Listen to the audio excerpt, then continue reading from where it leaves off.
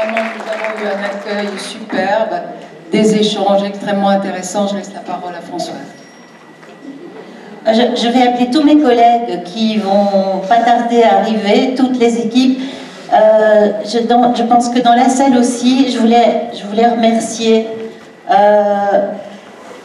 les ententes et les certaines participants, notamment la commission réflexion, qui nous ont aidés à réfléchir sur comment développer ce thème de Jeanne Mal face à l'accompagnement à domicile.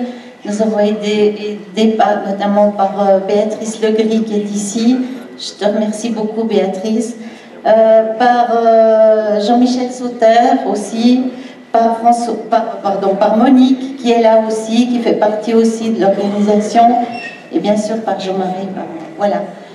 Merci à tous, et je pense que mes collègues devraient monter sur la scène. Voilà. Alors, pendant qu'ils montent sur la scène, j'insiste vraiment beaucoup parce qu'au cours des derniers congrès, on s'est rendu compte qu'on n'avait pas suffisamment d'évaluation. Vraiment, c'est important. Pourquoi c'est important? Parce que je pense que ça servira beaucoup à l'amélioration encore de certains points que vous m'avez dit peut-être hier, mais qui mériteraient d'être notés sur cette évaluation. Donc je tiens beaucoup à ce qu'on en ait un maximum et surtout exprimez-vous par rapport aux choses qui ont été positives. Il y a un recto verso sur cette évaluation. N'hésitez pas à marquer vos appréciations en positif et aussi en points qu'on pourrait améliorer. Voilà. En tout cas... Merci Françoise. Je te coupe la parole un très court instant pour passer le micro à René Scherrer qui est là.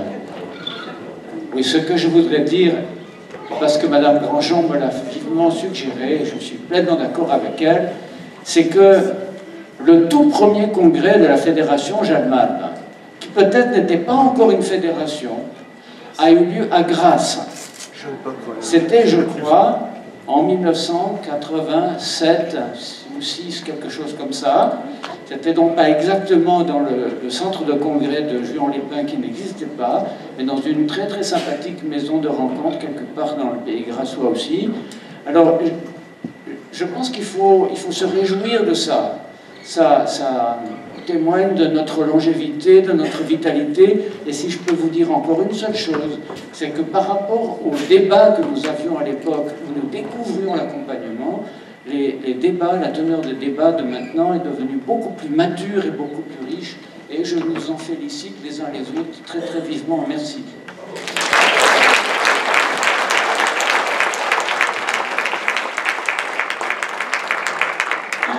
Voilà, donc tous mes collègues, je vais vous les présenter, mais il manque le principal, mon binôme, mon président préféré.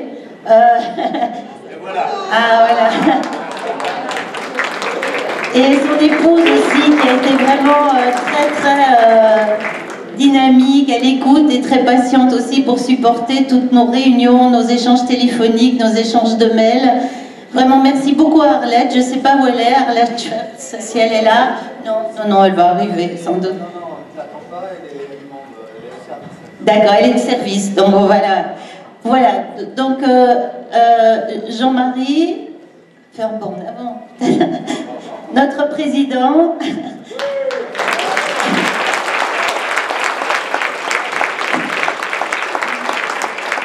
Paul Lecomte, mon mari, qui s'est beaucoup occupé des PowerPoint et de la logistique.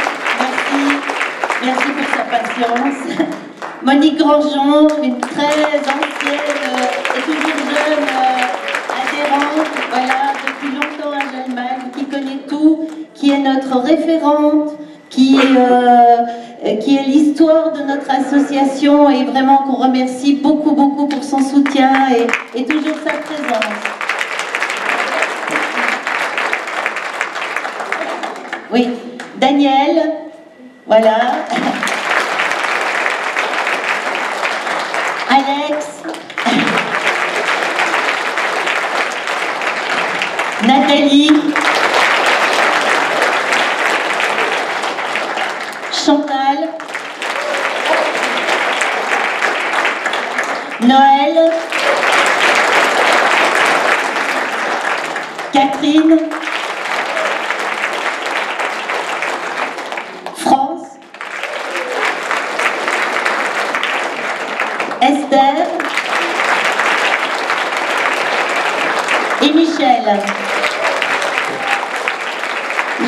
Je voulais aussi remercier toute l'équipe. Alors vous avez vu qu'il y avait des jeunes avec nous. C'est l'équipe de l'IFSI, la formation des aides-soignantes et des infirmières qui nous ont aidés beaucoup, vraiment pied levé, parce qu'on n'a pas pu avoir les personnes souhaitées dans notre, par rapport à la logistique et à l'aide. Vraiment, ils ont répondu positivement, ils sont vraiment venus, ils étaient présents. Merci à eux, merci à l'IFSI, merci à toute la fédération, à votre soutien, et je voudrais remettre un petit cadeau à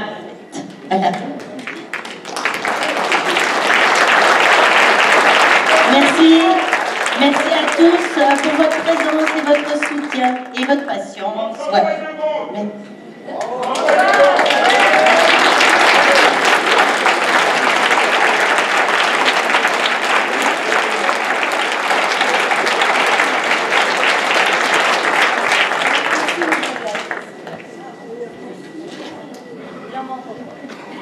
Merci beaucoup à Jeanne Malve, Pays Grassois et à cette belle équipe qui a travaillé pendant plus d'une année pour que nous puissions nous réunir aujourd'hui.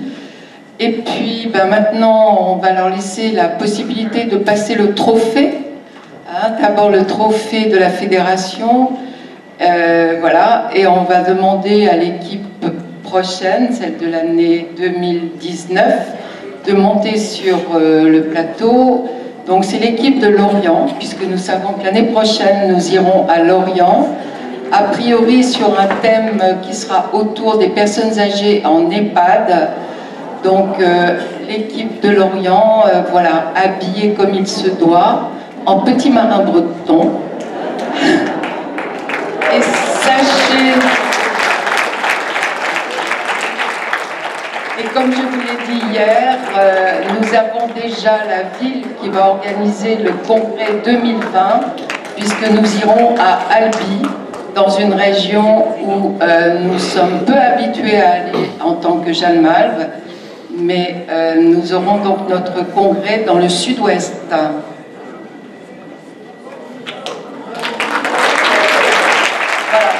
Alors Françoise, est-ce que tu pourras passer le trophée à Bernard? Voilà, de façon très officielle. Jean-Marie et Françoise.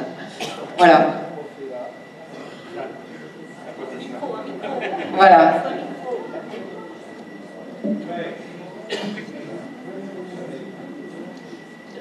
Oui, bonjour. Donc, j'ai la lourde charge de remettre ce trophée qui est fragile, attention. Et voilà, c'est le témoin que je vous passe pour la réalisation de votre futur congrès, donc qui aura lieu. Vous avez déjà les dates? Le 29, 30 et 31 mars 2019 à Lorient, au Palais des Congrès de Lorient. Voilà.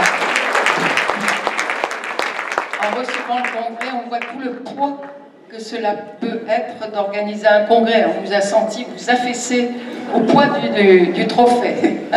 Oui, trophée peut-être fragile, mais très lourd peut-être à porter aussi, n'est-ce pas? Dans tous les sens du terme. En tout cas, merci de relever ce défi. Et peut-être, je crois que vous avez la présentation de la ville avec une jolie... Oui, on va faire une petite présentation orale et après on va vous passer un PowerPoint vidéo. Voilà.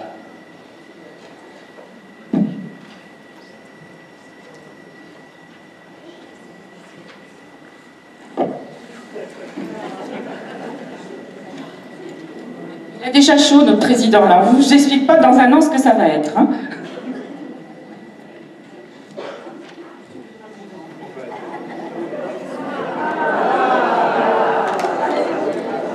Ah oui, on est vraiment breton-bretonnant, hein, donc vous savez à quoi vous attendre.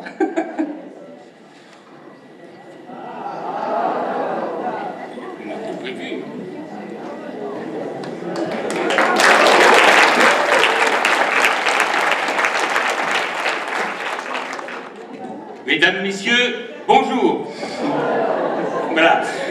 Des maths, travaux, comme on dit en Bretagne.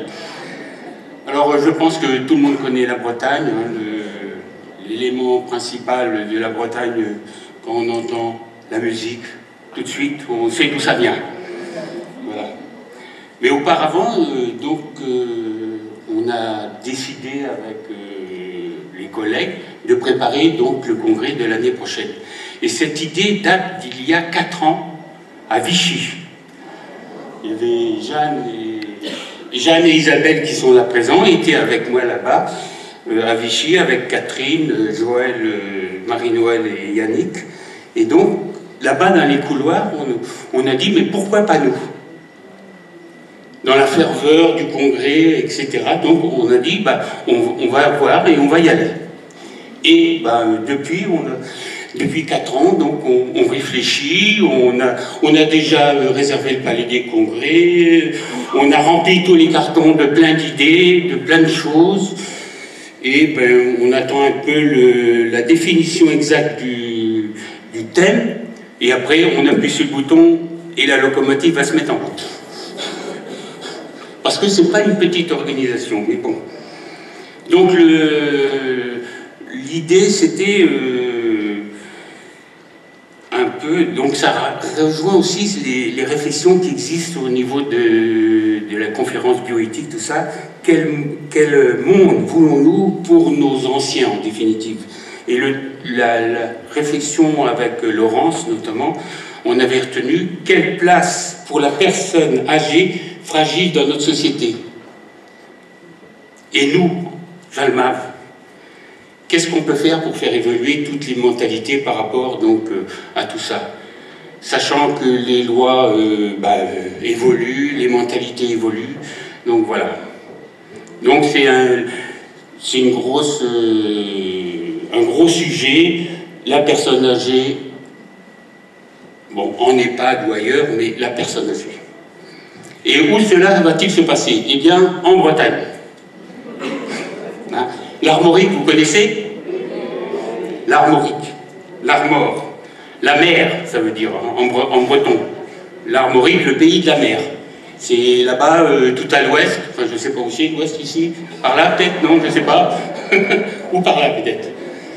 Donc c'est tout à l'ouest, là-bas, une péninsule, la fin de la terre, là-bas. Il faudra y venir, parce qu'on ne passe pas en Bretagne, on y vient. Donc voilà, la Bretagne, c'est une région où il y a de la vitalité, il y a plein d'associations, aussi bien culturelles que sportives, donc il y a plein de choses. Dans notre département, on est beaucoup d'associations qui font de l'accompagnement, qui font du deuil, qui font de deuil enfant, on est très vivant, très dynamique, j'allais dire. Voilà. Et contrairement à une croyance populaire, le breton, il est flexible. Par contre, oui. Par contre, il est persévérant. Et il ne se laisse pas séduire. Hein? Le breton, il fait ce qu'il a envie. Et donc, certains éléments, parfois, peuvent donner une image de personne têtue. Mais c'est pas vrai, hein? C'est pas vrai. Non. Le breton, c'est comme le homard. Ça a une carapace dure, mais alors à l'intérieur, qu'est-ce que c'est tendre?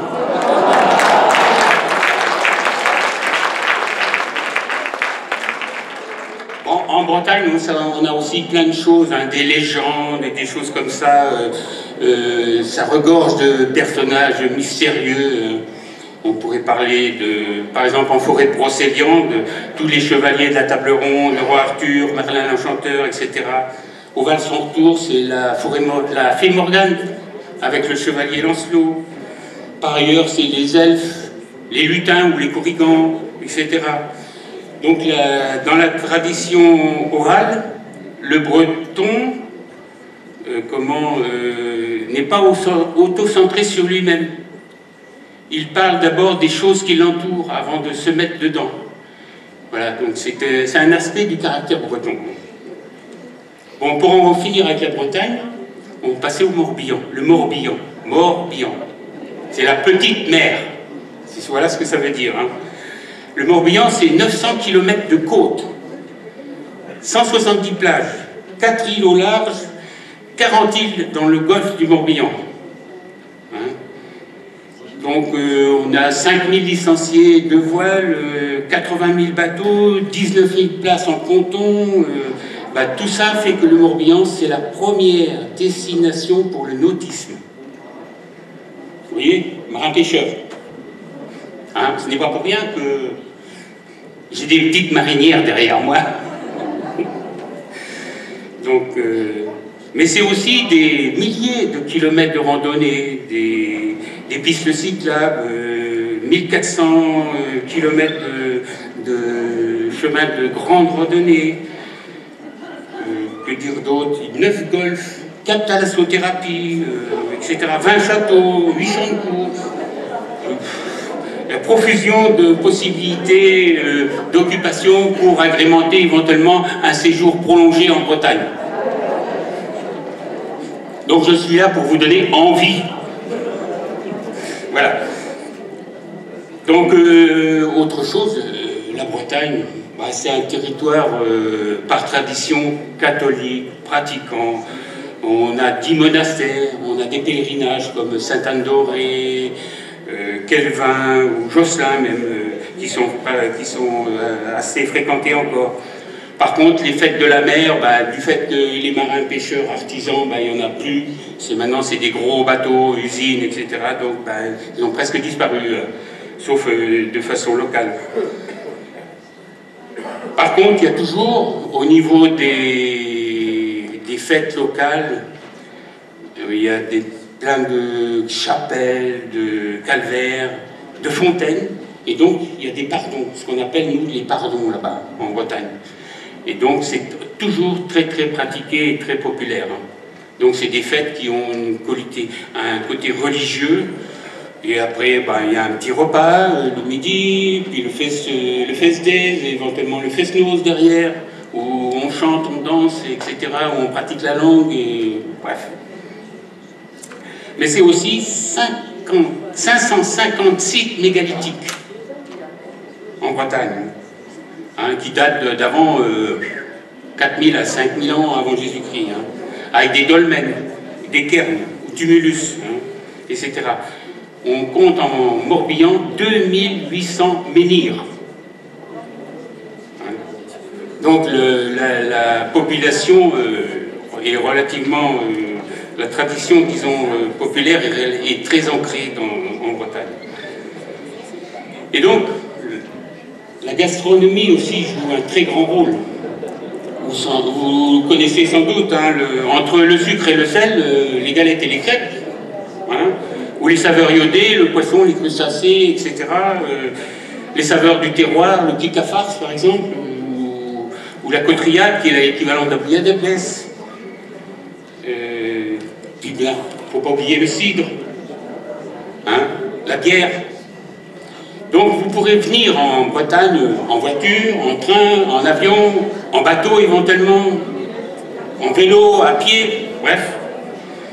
Alors Lorient, c'est une ville qui, il y a 352 ans, n'existait pas, il n'y avait rien.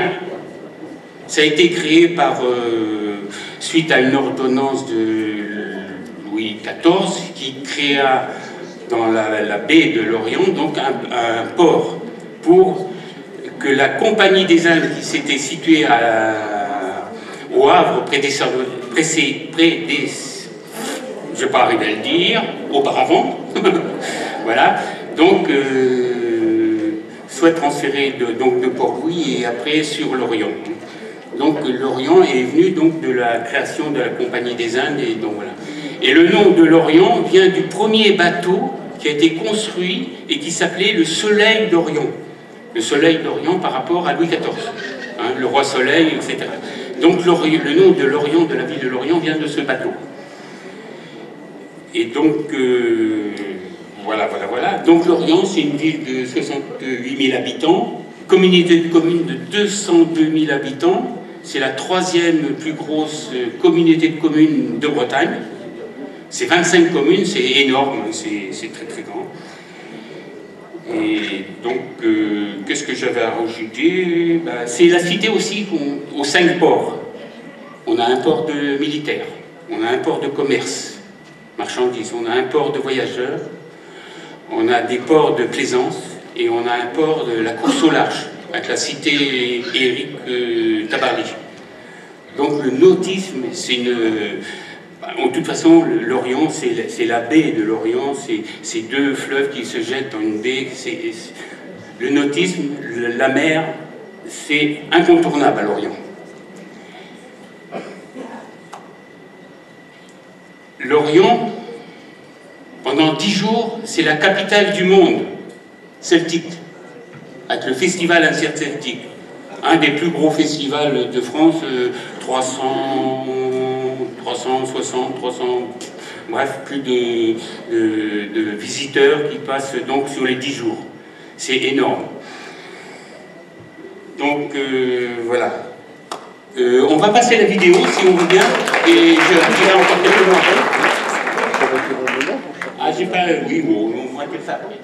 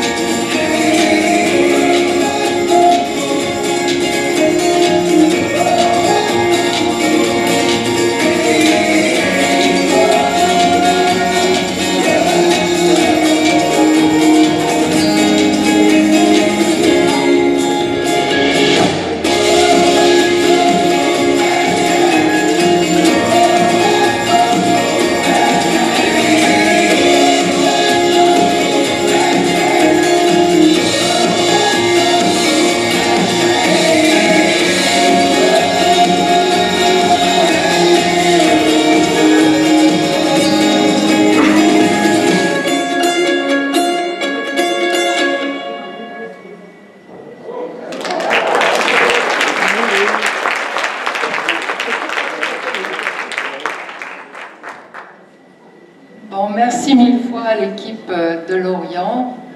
Donc on va se retrouver le dernier week-end de mars 2019.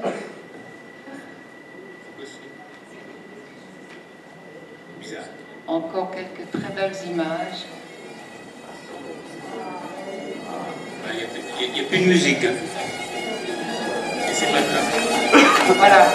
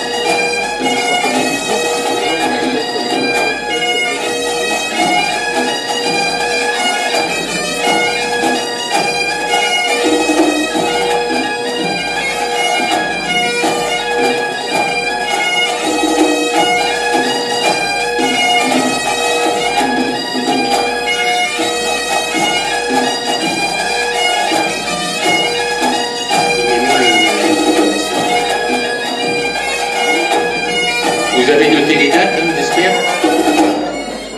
Voilà. Donc c'est dans cet environnement que Jean-Marc Morbihan donc vous invite à venir nombreux. Hein. Et donc on va fêter le 30e congrès. Mais on fêtera aussi notre 30e anniversaire. Et donc, on compte sur vous.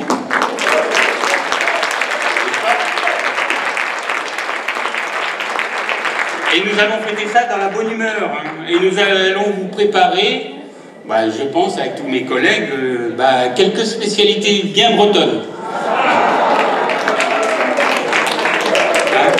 Et nous espérons que vous repartirez de l'Orient, le cœur plein de joie et la tête pleine de souvenirs.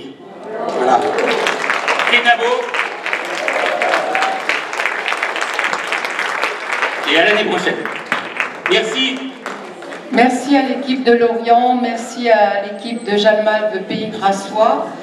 On va clore ce congrès et on va vous souhaiter à tous et à toutes un très bon retour dans vos foyers en espérant que vous avez la tête pleine de beaux projets pour vos associations. Et donc bon retour et à l'année prochaine, mais en avance, on se verra je dirais, le 9 juin pour les présidents, on se verra pour la JRA, on se verra bien évidemment dans les commissions. Bon retour à vous, bon voyage.